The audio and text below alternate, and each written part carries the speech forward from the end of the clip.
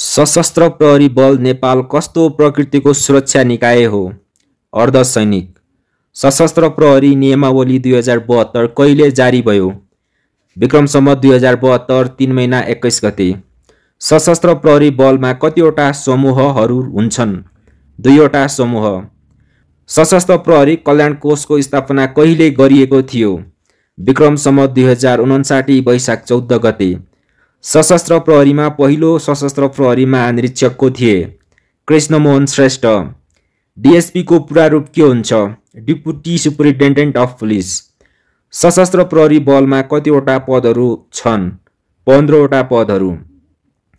सशस्त्र प्रहरी अस्पतालको स्थापना कहिले भएको थियो?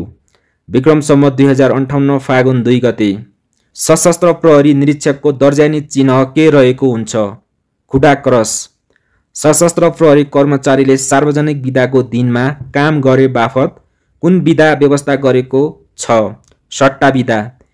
कुनै सशस्त्र प्रहरी कर्मचारीले सजायको आदेश पाएको कति दिनसम्म पुनरावेदन दिइसक्नु पर्ने हुन्छ?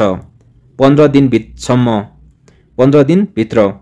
सशस्त्र प्रहरी सेवाका राजपत्र अलङ्कृत पदहरू कति छन्? 8वटा पद।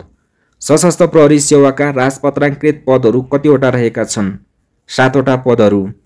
सशस्त्र प्रहरी जवानमा भर्ना हुन चाहिने न्यूनतम शैक्षिक योग्यता कति हो? 8 कक्षा पास।